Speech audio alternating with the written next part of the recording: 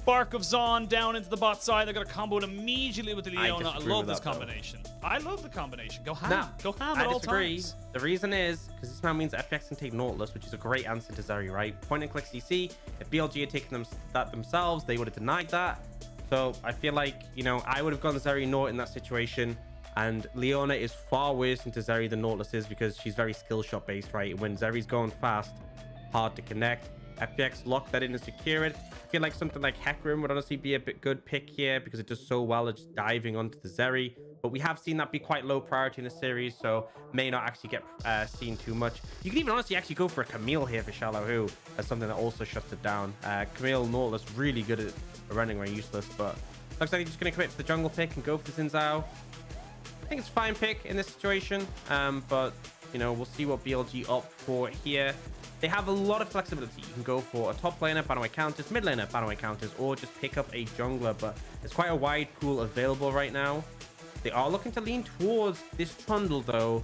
Bear in mind, this is a good matchup for the Zhao. Does win against some of the early skirmishes in melee range, so wanting to match him pound for pound. And now we're looking at the solo laners, and BLG critically will have counter pick, which they will likely give over to Breeze.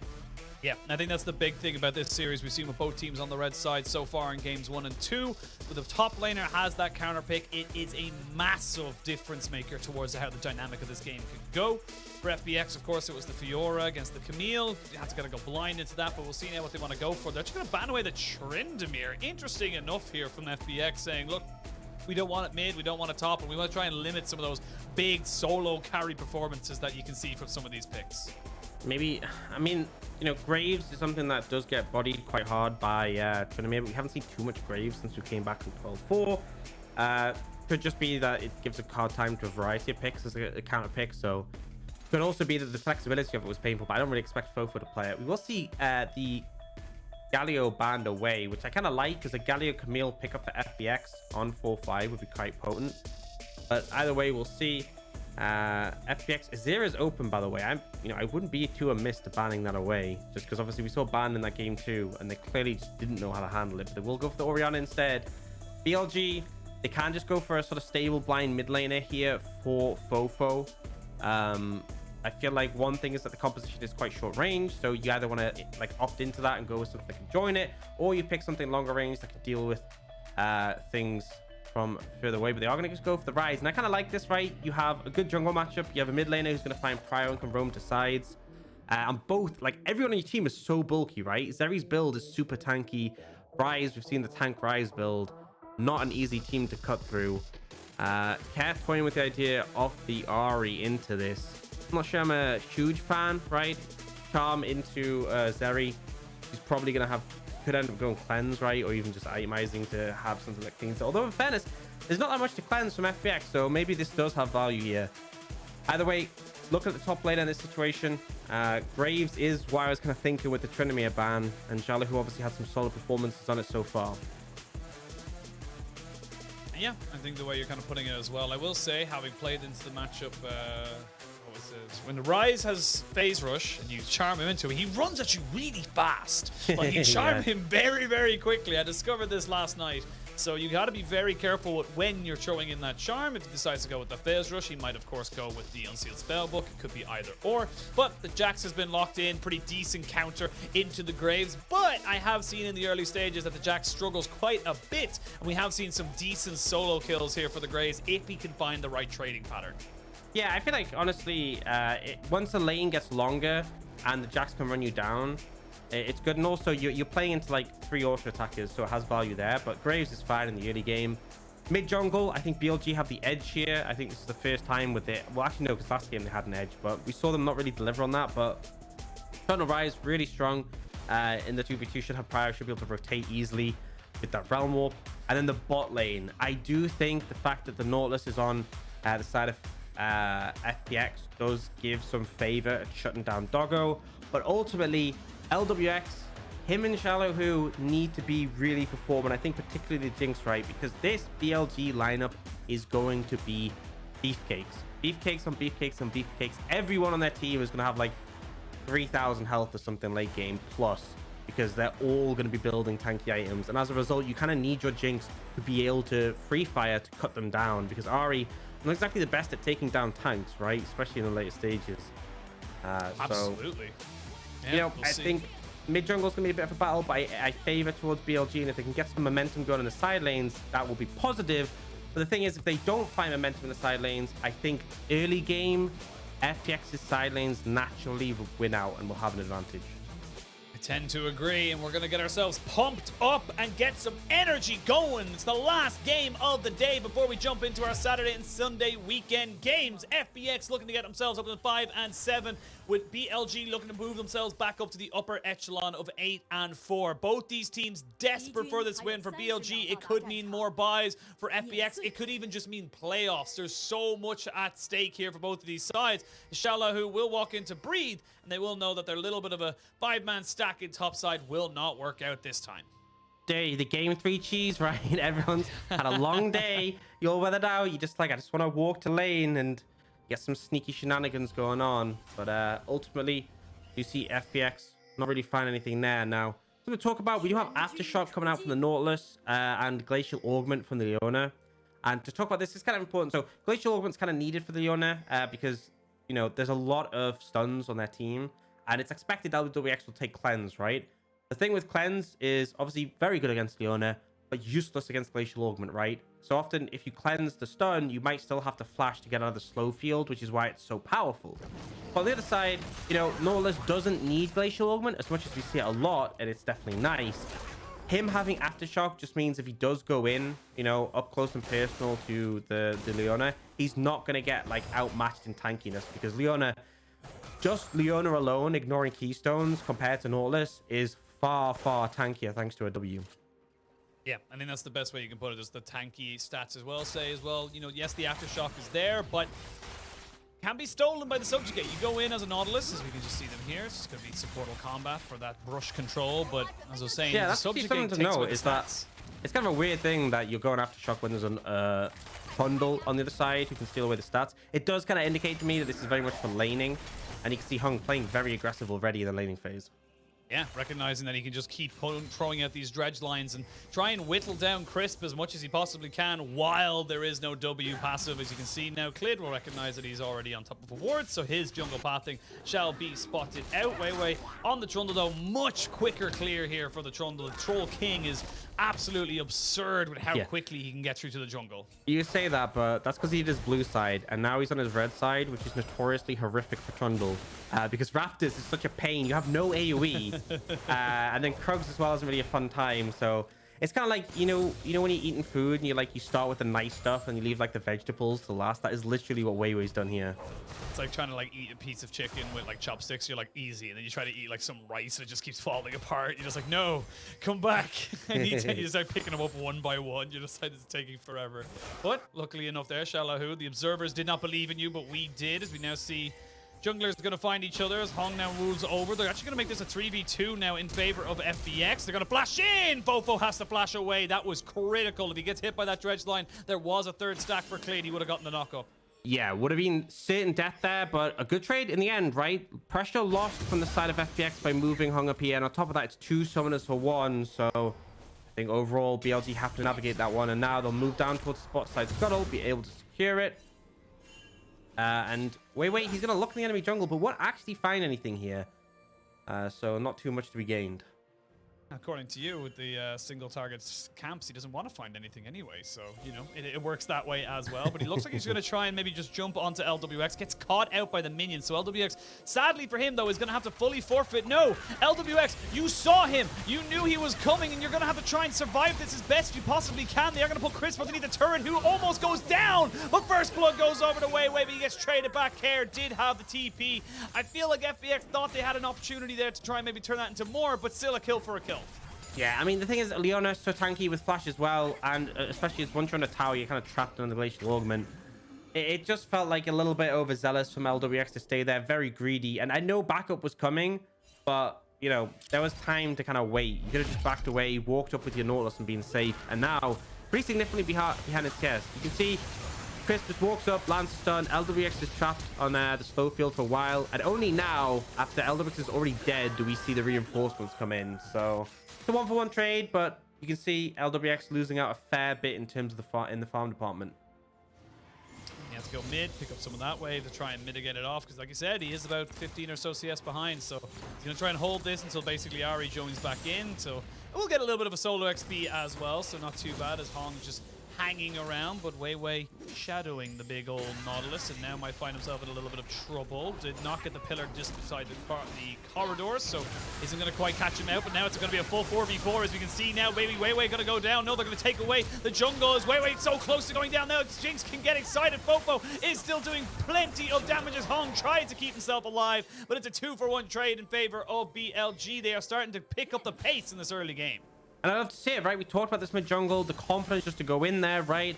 And then in these jungle fights, Doggo is so threatening on the Zeri. Jinx really needs a lot of time to ramp up. And I talked about, I want this Jinx to be fed for FPX. I want her to be able to get like a Lord Dominic's, get an IE, be able to cut through all this beef on the enemy team. And she's not really being given windows. And you can see here, FPX are like waiting. They're like, okay, give it a bit of time. Okay, now we can fight this 4 members strong. But Chris so much damage here with the W up, absorbs a lot. WeiWei gets low, yes, but then obviously his passive allows him to heal, so he survives quite a bit. And the extended fight, FoFo and Doggo step forwards. They can just rotate cooldowns pretty much endlessly, whereas Care, not too useful once he's used his burst combo. At the end of the day, it's able to close the fight out. And now we can take stock of the game. So 20 CS lead between the AD carries. And critically, they both have culls, but Doggo started the game with his culls. So a significant advantage there as well.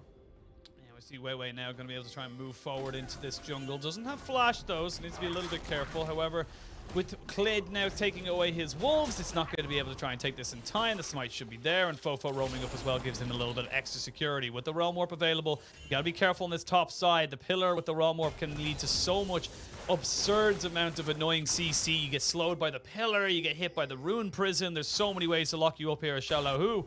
He is just going to soak up that wave as it goes pretty damn even in the top side. Imagine how cool it'd be if you could put your pillar in the Realm Warp and it got teleported too. That would be really stupid. But as you're seeing, I talk myself, we're going to stop talking about the Realm Warps because Doggo gets himself another kill on the Hong. That was just an easy, they just knew where he was and he didn't know where they were. Yeah, this is one of the things, the Nautilus Leona matchup is if Leona gets up in your face, you kind of lose, right? Just able to lock you down. Leona is very tanky. Also, the stun is on a 5-second cooldown, so she kind of checks most melee champions in that situation. The way I've seen it played is where if you dredgeline Leona as she Zenith blades you, like as she E's, you can keep her at a safe distance. And generally what this composition, this bot lane of FPX want to do is they want to kite the enemy bot lane in the 2v2. They want to keep distance. Lwx has range advantage. Hung never really wants to get in melee range of Chris. And so BLG getting the jump on him just means they can instantly burst him down. And now looking towards that dragon. And you can see, look at the difference between these two bot laners already. Over 1,000 gold lead for the Zeri. 2-0-2, and it's a Zeri. We've seen the crazy things you can do in the later stages. Especially considering your auto attack doesn't actually need vision. You could just keep spamming it and hoping that you kind of hit your target. So it is very, very annoying to deal with a Zeri the longer this game goes on, especially if they can put themselves behind a wall or put, you know, on a crevice where you can't really reach them with, you know, kind of the standard Nautilus CC. And for Lwx and for Hong, it's going to be a very long game for them to try and become relevant in this one now. 2-0-2, full kill participation here for Doggo as he gets himself pretty much perfect little move, almost perfect towards the side. And that's another thing that people don't realize. Having that extra little movement speed gets you out on the map quicker, means the resets come in a lot better for you and you can get yourself on the map a lot faster. Plus, it looks cool and you have fun doing it, right? Let's be real. It's fun. It looks cool until you mess it up, and then it's just like, well, now I just feel silly. Yeah, that's kind of you go like you go 3 feet forward, and it's like, well, I'm sorry. So Herald up and available. I think definitely a potential priority for both teams. It looks like Hong coming off a reset now with his level 6 is in prime position to move over. In all honesty, having that ultimate, the Riptide available, but I think he's just heading back towards bot lane, so this gives an opportunity for BLG. Not only have they already gotten plates on the bot side, but also they could look towards the Herald if they want. It's a 1,500 gold lead now for Doggo. This is just getting absurd. I think more than that now. We're getting up close to it. Charge is his ult. His Riptide. Yeah, there you go. But this is becoming a big issue. And BLG, they could just hard force the issue now. You have the Solar Flare. You also have the ultimate from Zeri as well. You can see FPX wary of this, sending down their jungler and mid just to cover the potential of a dive. And this is what we want to see from this combination from BLG, right? You pick the Trundle because it matches the Zhao and can duel him in the early game, and you pick the Ryze for these potential roams, and just FoFo moving down there puts so much pressure. It means that FPX can't move towards the Herald, and there's still plates being picked up. Doggo is just getting these plates in this matchup. 1,500 gold ahead already. Massive disaster. And this top lane matchup, you know, we were talking about this a little bit before, how Graves, from what we've seen in the LPL, has the advantage early in the matchup. Breeze has been handling extremely well, constantly jumping in on xiaolaohu, forcing him to dash away and not really be able to trade back. So managing it pretty effectively so far. Yeah, managing it very, very well, and it's about a 2,000 gold lead. I will say it's a 2,000 gold lead almost exclusively on Doggo right now. He's got about 1,600. He's a little bit by himself, and he'll be just fine. Yeah, what a champion. Stand at the wall. Mobility creep! Yay! I feel like the next champion's just gonna like Kane can, where like you can go just have like the walls permanently. It's like a new ghost champion, just like, yeah, terrain. Who cares? Just slides everywhere. Honestly, wouldn't be a bad idea. You know? Yes, it would. Right? I'm complaining about this. No. I think alongside everybody else who's listening to this game, agree that you are absolutely correct. Get the devs on right now. We need a perma ghost champion that's just ghosting around the map, and nothing means anything. You can't condemn. They're the ultimate counter to the Vayne mains. That's what they're gonna do now. It'd be great. It'd be terrible. It'd be great. Honestly, I feel like especially when Kane gets like the assassin of all the blue Shadow Kane, man, Shadow he's Kane. perma in the walls. Shadow Kane is upsetting, but we're not going to talk about any more about a champion that's not in the game. We're going to go talk about champions that are in the game. We are starting to see some first items being picked up. Triforce already being picked up here by Doggo alongside those Berserker Greaves. He is going to be a very, very powerful foe, but I will say LWX picking up the Kraken Slayer does keep him relatively in tow, but he's 2,000 gold down, effectively on his own. There's no Krakens on the enemy team either, so... I mean, that's an interesting one. We don't have any Kraken champions. I mean, we like have Kraken champions, but we don't have any Kraken Dude, champions. I feel like Cho'Gath, when he has the Locker skin, looks a little bit... Probably the closest. Probably the closest. But, yeah, what Dragons... would a Kraken champion do? I don't know, dude. He sounded so offended that I asked that. It's just, why are you asking me? Jesus. I'm here to complain about champions, not design them. But you can design about them and then complain that people don't understand that... You understand what they're going for, but we'll see what BLG are going to go for as FPX now find themselves hovering around this dragon. They would love to be able to stop this stacking, and it looks like BLG just aren't in a position to contest this. So despite the advantage that BLG have built themselves in bot side, it is FPX who will be able to pick up themselves a second dragon, and that's a pretty significant win here for the side of FPX. Especially the amount of pressure that was in favor of BLG on the bot side. Feel like it should have been just a bit of a no-brainer, but it's not that important, right? Dragon apiece. You do see that on the top side, WeiWei's instead opted to allocate resources into this Jax, who already has a Blade of the Moon King finished, by the way. Big item on this patch, and we're on 12.4, so it is the buff version. Just a ton of percentage HP damage, and they actually can probably just look for the tier 2. On the other side, LWX is getting some much needed gold, but they won't even get a single tower, and he loses cleanse. Yep, and he loses cleanse, so it's going to be pretty much all going for BLG. As we can see now, xiaolaohu going to find a big old Trundle in his face as he goes get him down the subjugate, and they're just going to take him down, no problems whatsoever. Jax is still pushing alone in this top side, and out of nowhere, there's a 5,000 gold lead. Yep. Oh, wait. Nice flash. Nice flash. Also, before you go on, before we talk about the replay, I have been told by some people on my messaging apps, sponsored by but there's a Lwx as a Kraken-esque champion, and also Vel'Koz has tentacles, so whether or not we want to count him, he's all actually, yeah, Vel'Koz is just a Kraken. He's got like a big old like beak and stuff. So there you go. I was wrong.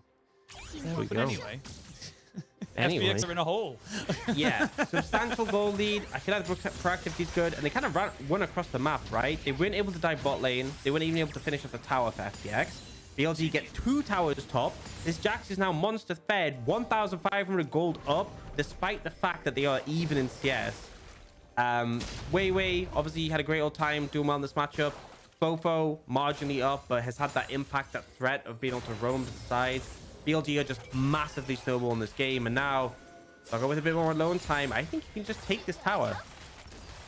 It's a little bit more difficult than that, I would imagine, especially when you have got the Tiamat that would just proc this tower. No, you didn't quite hear me. He'll get it on the next wave, okay? I was gonna say he'll proc it under the tower. You're right, though. He will just walk up and just take that tower. And speaking of just taking what they want, I will not question you anymore. You are clearly the god of information, as we can see now. Crisp getting a little bit of damage on. That's a two-man Everfrost, but no real follow-up here. WeiWei's by himself. He has no flash. He has nowhere to go. Lwx picks himself up a little bit of a mini shutdown as Care goes over the wall. xiaolaohu follows him, and then Care says, "Oh, I'm sorry, buddy. I'm leaving. I actually just came here to say hi." And now they all back themselves away. FPX, they find an opportunity because BLG just kind of gifted to them. And Crisp, oh, he's going to be fine. No, he's not. Lollipop, lollipop, boo, lolly, lolly, lolly, lollipop. That's 2 kills. That was stone cold. BLG leaving their man behind and just letting WeiWei go down. And objective bounties in play, so more of an ability to come back for FPX. The critical thing, right, is that Breathe is just farming the side lane. And for some reason, BLG don't understand that means they shouldn't be fighting. We're going to replay off it, so really aggressively pushing in here. Going way too far forwards. Can't really commit too hard onto the Xin Zhao because what is Xin Zhao? The blast cone respawns, and then Doggo, ice cold, leaves his team behind. FoFo has to flash. WeiWei goes down, and then this extended play, right? Just trying to like toy with him, poke with him. Crisp, you didn't need to walk this way, man. Felt confident because of the blast cone, but then caught out of it by the dredge line. While that was happening, we go up to our nature view of Jackson at top side, just trying to see if he can get anything more. I actually don't like the play of having Breathe up in top lane. There's 2 towers already gone. I'd rather to see him in bot lane, which he is now, but with xiaolaohu now having the support of Hung, it is going to be a pretty easy trade back, and all of a sudden, the gold lead has fluctuated once again. It's only 3,000, was 5, so a 2,000 swing in favor of FPX. However, with the Rift Herald now being spawned, and 50 seconds till Dragon, BLG will take up that objective, and we might see a fight around this Dragon now in 45 seconds. There's potential for it, and I feel like Breathe, you know, if he hits that 2-item spike, will be very strong. I don't think he has quite enough gold now. Herald in mid, they can just throw that down to look to contest priority. He's got to be a bit careful. Potentially threatening some charms. And I talked about this before. There isn't that much CC to be cleansed on the side of FPX, so Doggo hasn't opted for cleanse himself. Does mean that the charm has a lot of value if you can connect. But you are up against Zeri, notoriously hard to hit with skill shots because, you know, he's fast. She is, in fact, very fast. As we can see now with the Rift Herald in hand, WeiWei will push in towards this mid lane. Doesn't have a wave to work with just yet, but 5 seconds till that dragon spawns. No vision whatsoever here for BLG. So if they try to walk up to try and contest this, they are going to line up and actually dropping the Rift Herald down. We're going to see the flash bow, the charm goes in, and WeiWei is dead. They drop down the Rift Herald, but the Jinx is already getting excited. They're going to try and use Doggo on this area to make this one work for them, but Crisp is almost so low. They find the charm, and it's a shutdown onto this area, and now FoFo's in a lot of trouble. He'll be zapped and taken out of nowhere. We are looking only at a 1,500 gold lead for the side of BLG, and they have lost control of this map. Yeah, and honestly, Doggo talked about the mobility, talked about the movement speed, get caught by a charm. Had flash available as well, so did have a tool to avoid that. But ultimately, as you said, Jinx starts to get reset, the momentum comes in. FPX, they get so much off the back of a takedown, right? They get extra charges on the Ahri ultimate, they get the resets coming in for the Jinx that get excited. And we'll see a replay of that. So just really nice play from FPX. They know that the Herald's going to get committed mid for the priority, so they hard burst down there. Get excited comes, and look, stopwatch and the Xin Zhao ultimate blocks so much damage from Doggo, and then Care finds this beautiful charm, catching Doggo off guard, deletes the Zeri, and without the Zeri, the team fight kind of falls apart for BLG.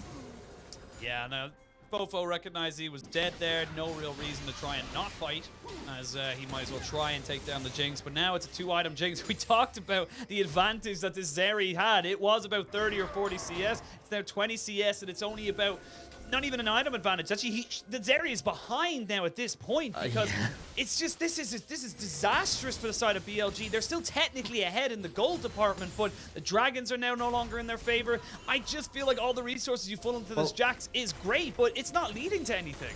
Yeah, the problem is, right, is the advantage with this Jax is nice, but as much as he's valuable in team fights, we haven't seen him join team fights, right? And he's up against a Graves in the side lane. I feel like Graves is not that easy a target to dive. Like, he has so much weight. He can just one-shot the waves, essentially. And if you don't connect your stun with him, you're going to have a bit of a rough time chasing him under the tower. So I feel like it's not like Breeze can just march bot and take structures after structure after structure. So maybe that advantage BLG has isn't really going to be too relevant and show up. Time being, FPX looking good. And critically care on this Ahri. 3-0-3. We saw that game one. Very subdued into the Azir. But really, I think over the course of the series, it's looked better and better. Really has felt, you know, like this has been a solid debut for him and really working very well with the team. Already sitting now on 2 items. I will say FoFo with that Fimbulwinter is going to be very tanky, but see the power of the charm coming in for this Ahri. Why we love seeing this pick. You land the charm, you land the Everfrost, or either vice versa. It doesn't really matter, and you're just dead to rights as we look down towards all the items. When Lwx gets low doms and has the Giant Slayer passive, oh my lord, man, he's gonna do so much value. So much value. I don't know if he'll go for a third or we'll grab Naive first, but man, like everyone, like it's such a rare thing that everyone on the enemy team is like stacking HP. Like across the board, you have bulky targets because, you know, typically at least like the AD carry isn't going to be with Zeri build. You build Titanic, you build Triforce, you end up pretty tanky. And WeiWei looking a lot less tanky by the minute, and you can see both Jax and Trundle building armor items. Understandably, right? It's 3 AD champions and 1 AP, but it does mean if Care lands Charm, no matter who is, they get really bursted out. They get so much damage put down on top of them. If Care lands that charm and adding that in with the Horizon focus is going to do so much, especially at the max range. So we'll see how this one develops now. It looks like it is going to be the Infinity Edge rather than the Lord Dominic's regards here for Lwx. 2 minutes until that dragon spawns, but maybe they just try and go for this Baron. But FPX had already covered themselves and said, look, we already have a ward here. We know what we can cover. And BLG, they are hard committing to this 1-3-1 style, but I feel like FPX have the tools to jump on them to try and just mitigate it. Yeah, I mean, I feel like they're not getting enough out of it, right? Like, the farm advantage aren't really being accrued. I think FPX is doing a good job of catching the waves. And no structures have been taken since we had those 2 towers top right with the Herald. We had that 1 tower bot because Doggo was just applying the pressure consistently. Other than that, we haven't really seen too much come from this 1-3-1. And it's just getting the game ramping up over time. Jinx is picking up the more items. It looks like it is going to be the Infinity Edge third. We're a minute away from the next dragon. It would be the third for FPX. And at this point, the gold lead, like we had a 5k gold lead earlier in this game. But now far later in the game, and it's only just over 1,000, right? Significantly less relevant. And I think FPX are in with a good shot. It really comes down to BLG. It comes down to Doggo, right? I feel on this Zeri. Definitely a pick that can have a big carry performance. Breathe as well, level 15 on the Jax. Looks like he's opting to join in now. Yeah, he's looking to try and make this one. If he can land a counter-strike, get it on top of Lwx, it could mean the difference in this entire game. As Breathe taking a lot of harassment and already down to about 1/3 of his HP, and they use the locket. Not sure that's the impact you're hoping to get from your Jax, I'll be honest. It does have TP, but I think they're actually going to try and stop his reset. So, yeah, this is really bad. This is very bad, and also you try to commit people down towards that bot side to try and maybe catch out xiaolaohu, and BLG, they're looking a little bit scattered. They're not quite sure where they want to be. Right now, they're saying, right, let's go for this dragon. But using the Pillar of Filth, they recognize everyone's backing away. It feels like FPX have the run of the mill here. Yeah, I mean, like, Breathe has to TP in if they want to contest this. And they are going to. Have delayed presence, and it's already gone. Yeah, it's dead, done, dusted, nowhere for them to go. xiaolaohu gets himself over. They will get the flash out of Clid and the hook away from Hong. They are backing themselves away. You do not get the team fight you want. And Soul point now for FPX. BLG are just watching this game fall away from them from their very hands. And critically, in this situation, you trade your TP to their flash, and they get the dragon as well. But critically, Breathe now TP-less. The next 4 minutes, I believe, is cooldown after 14 minutes. So now you don't have that side lane pressure that we were talking about. Breathe can't just overcommit because there is that threat of Baron when you're on the other side of the map. So massive, massive disadvantage for BLG. This game has just been, this series has been such a, for lack of a better term, unconvincing from both teams. I feel like both sides have looked good and bad in their respective wins. And in Game 3, we saw great things from BLG. We've seen bad things from BLG and vice versa. Great things from FPX, bad things from FPX. This doesn't look like two teams that I'll be very confident going into the playoffs, but it is an oh so important series now for both of these sides. As we can see now, WeiWei is roaming over with Chris. They're just so afraid to try and take these wards because they know that if they get caught by a charm, they will just get 100-0. There's no other choice about it because now you have got the third item onto your Jinx. You are 3-item Jinx on this point of the game. This game is getting harder and harder for BLG, and for FPX, they just seem to be getting much more out of these trades. And honestly, I feel like at this point, FPX feel very strong, right? Don't get me wrong. But 4 items for the Jinx. I want to see that Lord Dominic's. I'm so hyped for it. I've been talking all game about the value. Look at all the armor. Look, 3 Wardens males on the enemy team already. Oh, xiaolaohu's found FoFo. Yeah, he has. There is a last whisper there, so FoFo's little bit of stacking armor won't do a huge amount, but FoFo still very, very tanky. xiaolaohu would have loved to land at that end of the line to try and maybe just bring him down a little bit more, but gotta be so careful. And I just want to kind of bring this back up the draft before we really see any kind of significant moves here. That oh, cool little interaction there. The W from Zeri will go through the Trundle pillar and make it a big old AoE, but you put this Jax as your counter pick. This was the thing you wanted to go for, and yes, it's done well. You put a lot of resources into it, but not quite able to get him there on the recall, but it hasn't made the same level of impact. No, and the thing is, it's like, even picks like Gwen is obviously exceptional in team. Gwen's just exceptional, right? I don't know why I'm saying in team fights. Camille still holds up in team fights pretty well. Fiora is a champion who's a bit rougher, but Jax, like, he has value, but he's not exactly the best team fight, and I think he's struggling to find a way in, a way to be relevant. But for the time being, right, you actually see Care on this side of the map applying pressure, getting that tier 1 tower. Yes, FPX do lose their mid tier 1. Gold closer than it has been for a long time. 700 gold difference. It was a 5k gold lead for BLG at one point here. All these resources funneled on Breathe, not really showing up too much. And the problem is, right, in this situation, you have quite a short range composition against this Jinx. If you cannot get on this Jinx, I think you just lose. I think it is that simple. Like, Jinx is such a problem, and you have, like, you know, the smoke screen for the Graves, the disruption from Hung, you have the charms from Care, you have Clid with his ultimate, like, so much to disrupt and slow you down and just block you from getting to the Jinx. So in a front to back, I really think FPX are favored and BLG are going to struggle. They need to find creative ways to get in this backline. I need to see Breathe coming in on a TP flank. I need to see Doggo sliding over a wall, doing like a trick shot or something. I don't know. But just straight up, front and back, going to be a bad time. And xiaolaohu has now finished that Lord Dominic's. Love to see it. So much value. Yeah, and they have that for xiaolaohu. You mentioned all the stacking of the HP, but also I like the fact that he's gone with it versus the stopwatch for Lwx, kind of delaying that item spike for him on the 4 items, because he knows that he is the carry. He knows that if they can just survive with the extra range you get, you will just have so much. And now in a minute's time, we will see the Infernal Soul be contested. FPX have themselves a perfect opportunity where they have control of this area, and it's going to be BLG who have to walk forward into them. That's exactly what FPX want. Yeah, and it is Soul, so like you can't just give this one up. You have to try and force a way in.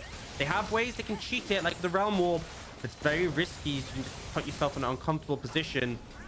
Just gotta clear out some vision. It is an Infernal map, which is fortunate, right? Because you see, they can just kind of walk around. Instead of being forced into that one entrance that's being contested, they can just cut through where the new gaps have opened up. It makes it easier to approach, but now the setup's coming in. Breathe could be a big factor if you can find a flank, but I am looking at Lwx. I'm looking at xiaolaohu. These 2 big backline carries for FPX.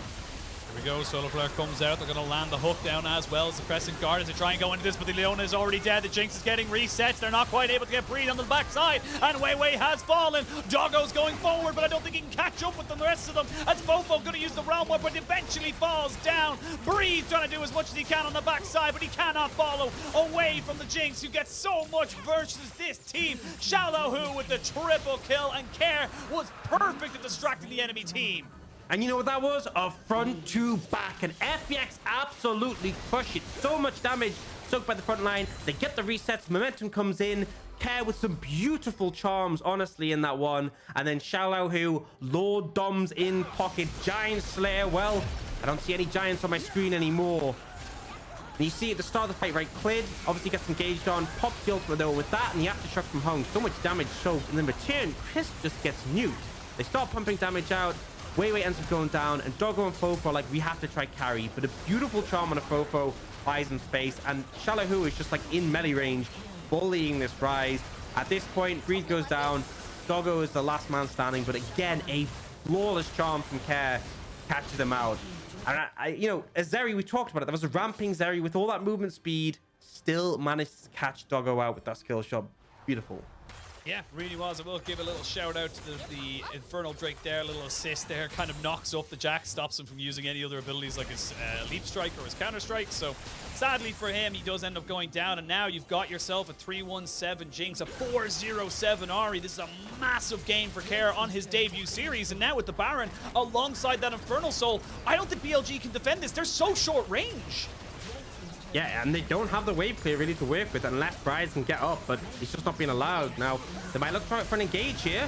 Here we go. It's a bit scrappy, but they're going to go in. Crisp trying to make something work as Care goes into stasis. Crisp also following him in. Will fall down the Clid. As you can see, there's a Trundle going down. The Zeri is dead, and this series is done. FPX put their stamp down and say, we are a playoff team, and we will be fighting for those last spots at the end of the split. They claim a critical win against BLG, who were 3 wins ahead of them on the standings. Much needed. FPX on the borderline of playoff qualification, and they managed to keep their hopes alive, keep themselves in a comfortable position to contest those spots. Definitely still need some wins to go before the end of the split, but FPX deliver, and credit to Care, the new addition to the roster. Definitely felt like he started slow and over the course of the series ramped up, but a really solid performance on Ahri to round out the series. Great to see from him. Absolutely, and there's FPX putting themselves up to 5-7. BLG will drop down to 7-5. Now, if you look at the kind of standings, which we'll have a look at later, but BLG are dropping themselves down to the likes of Rare Adam, JD Gaming. They are no longer a part of that top 5 conversation that